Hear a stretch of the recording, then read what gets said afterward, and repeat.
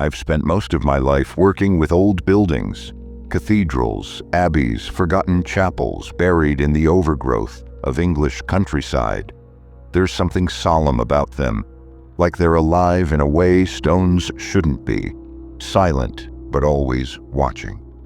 So when the Church of England's Conservation Board called me in mid-autumn of 2016 to oversee a small restoration in Dorset, I didn't hesitate. It was a 13th century parish church that hadn't been used in decades. The village it belonged to, Braywick, had all but vanished. Just a few scattered farms and stone cottages, the kind where mobile signal doesn't reach and the nights are quiet in a way that presses against your chest. The church sat on a hill cloaked in yew trees, their branches like black fingers. When I arrived, the stonework was gray with time. The slate roof was sagging, and ivy had long since claimed the southern wall. But it was intact, forgotten, not ruined. I was alone during the first week.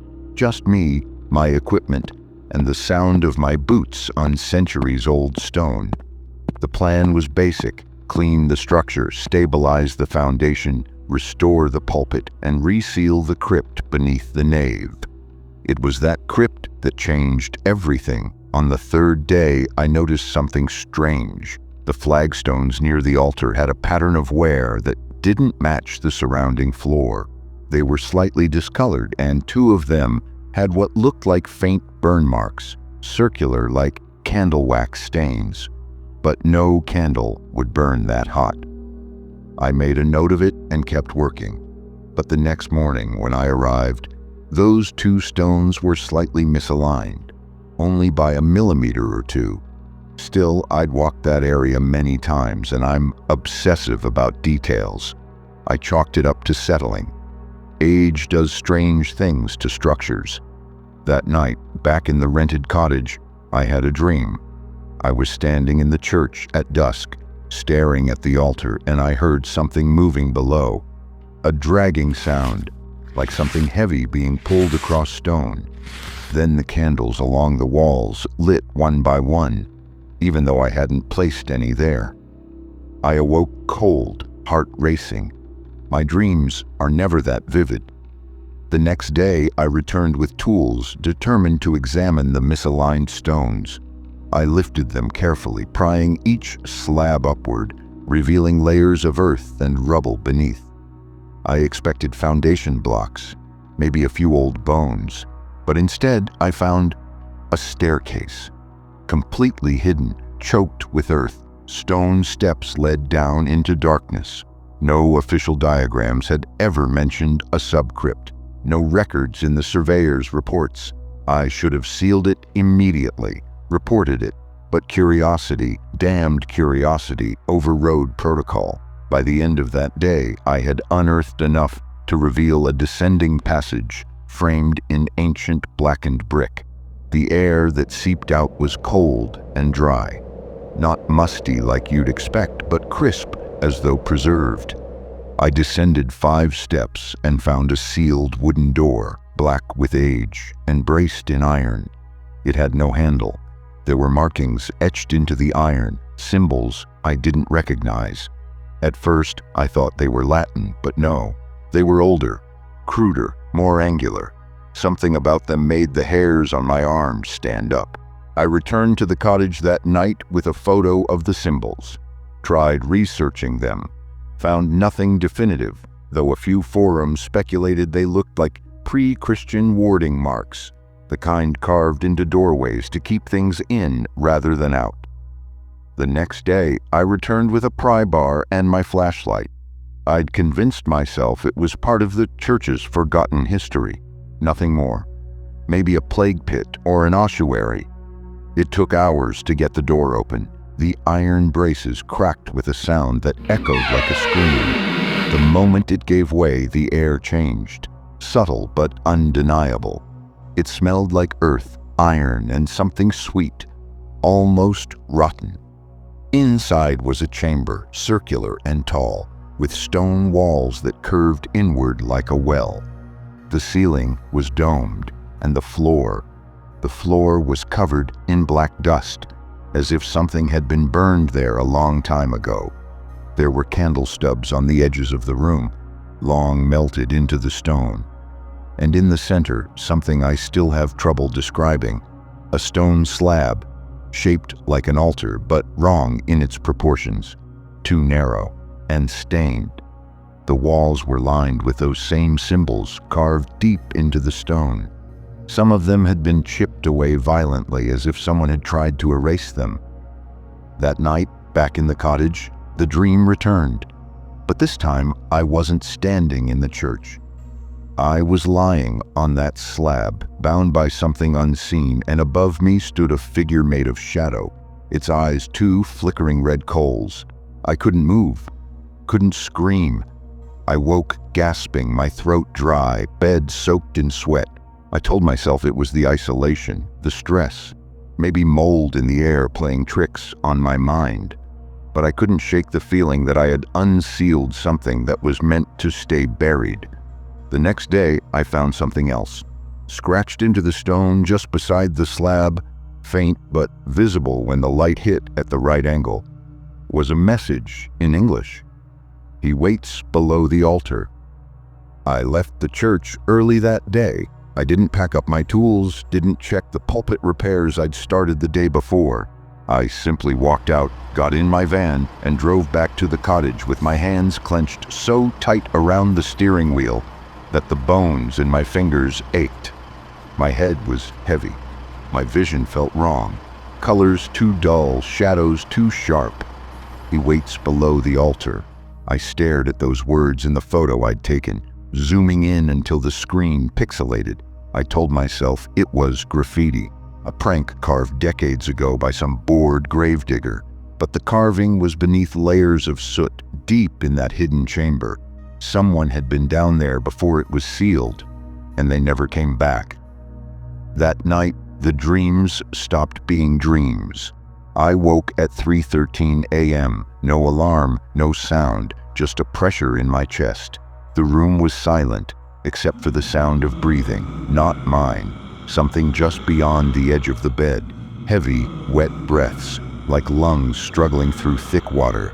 I didn't dare move. I simply lay there, eyes wide, heart hammering like a war drum. Eventually, the sound stopped. The room grew colder, and from the far corner I heard a voice. Not loud, not aggressive, just a whisper. Male, dry, ancient. It said, "You opened the door." The next morning I found muddy footprints on the wooden floor by the front door. Barefoot, human-sized, leading in, but not out. I made up my mind. I'd return to the church, document the chamber, then seal it for good. That meant recording the layout, taking final measurements, photographing everything. No one else needed to see what I had seen. I arrived just after sunrise, armed with cameras, tape, plaster, and a new crowbar, just in case the door had shifted shut again. But when I entered the nave, something was different. The air felt heavier. The light coming through the stained glass windows seemed muted, as if the colors had drained out. And the altar. The altar had been moved. Only by a few inches, but it had definitely shifted. The floor beneath it was scratched, old stone scraped like it had been dragged. Something no man alone could do. I walked around it, kneeling down to inspect. And that's when I saw them. Symbols. The same angular carvings I'd found in the chamber were etched into the underside of the altar, hidden from view unless you knew exactly where to look.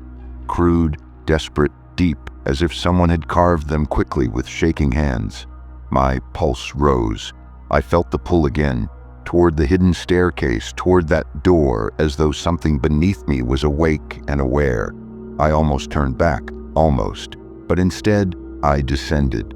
The chamber was darker than before. My flashlight flickered the moment I stepped through the door, the beam dimming unnaturally like the shadows were drinking the light. I placed my equipment carefully, trying not to breathe too loudly. Dust floated thick in the air, disturbed only by my presence. That's when I heard it again, breathing, but not mine. It came from the far end of the chamber, behind the stone slab, faint, wet, guttural. I turned, ready to run, but something stopped me. A second chamber. I hadn't noticed it before. There, behind a collapsed archway, was a narrow tunnel, jagged and rough as though clawed out by hand. It descended further into the earth.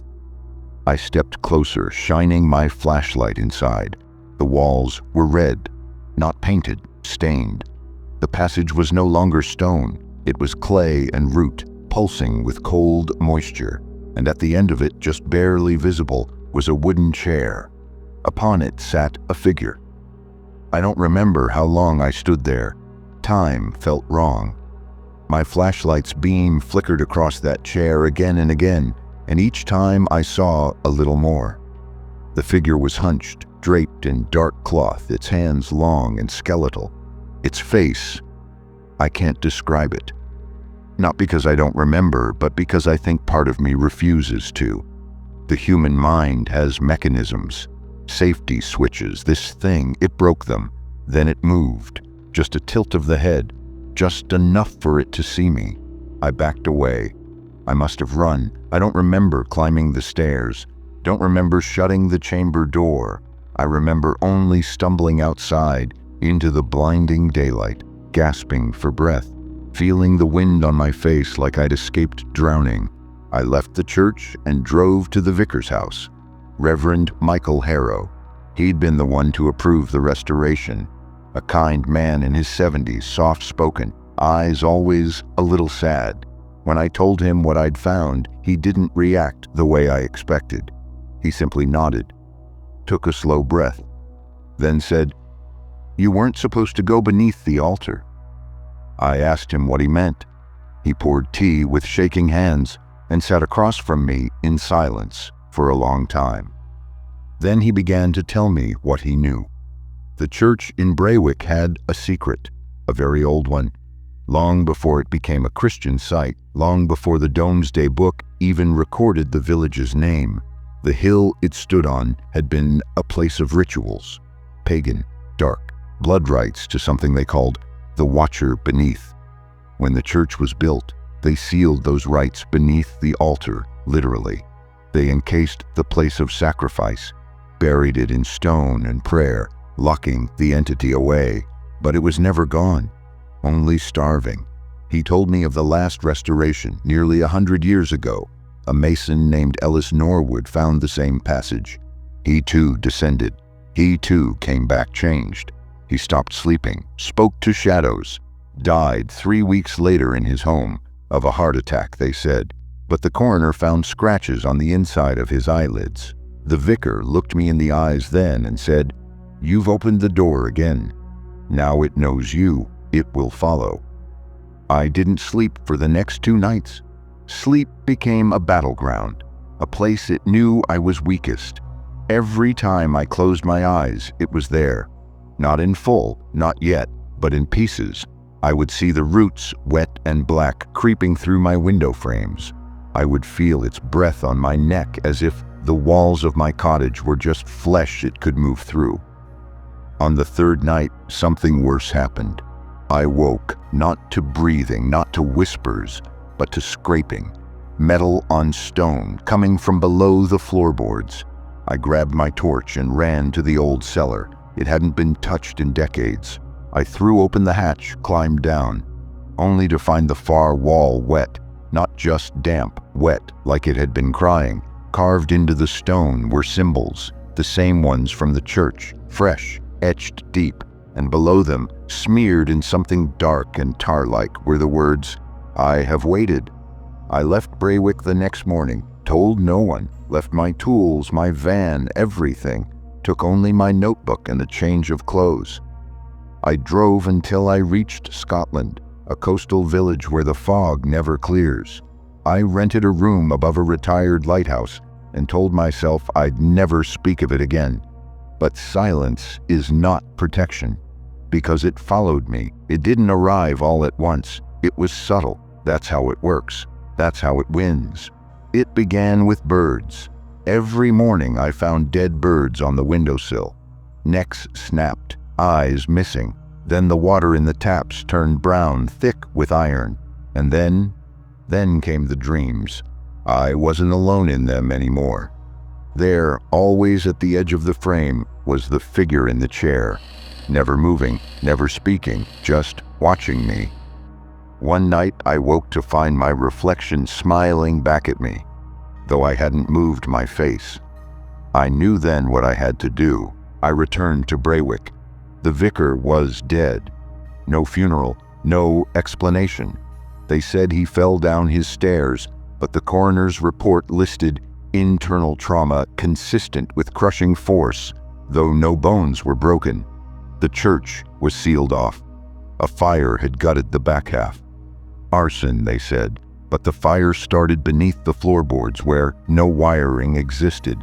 I broke in that night. The altar was gone, reduced to ash. The pulpit too, but the floor was intact, the trapdoor still there. I descended once more. The chamber had changed. It had grown. Where once it was stone, now it breathed. Roots pulsed through the ceiling, bones jutted from the walls, human bones, some still wearing decayed scraps of priest robes and parish garments. And at the far end, the tunnel was gone. In its place stood a door, 7 feet tall, forged of black iron and sealed with chains covered in carvings that made my eyes water. It was humming like a heartbeat. I stepped forward. Every bone in my body screamed to run, but I was past running. It had touched me. I would never be clean again. Then I heard it from the other side of the door, a voice, not a whisper, not a growl, a voice like thunder rolling through a cave. "You opened the first door, open the last." I raised my hand. I didn't mean to. Something guided it. The chains began to rattle. I turned and ran. I don't remember the climb. I don't remember leaving the church. I only remember the sun rising over Braywick and the sound, so faint behind me, of rusted metal groaning open. I'm not sure what I released that night, but I know it's here now, not just in Braywick, not just in my dreams, in yours too, because you've heard the story now. You've walked with me into that chamber. You've seen the door. You've heard the voice, and it knows your name. Some stories end. This one doesn't. Because the thing beneath that church, it never stopped watching. And now, maybe, just maybe, it's watching you too. If you felt the chill run down your spine tonight, subscribe to Screams for more stories pulled from the shadows. Until next time, sleep with the lights on, because in places like Braywick, the dark remembers who came looking. This is Arthur singing off. Good night to everyone.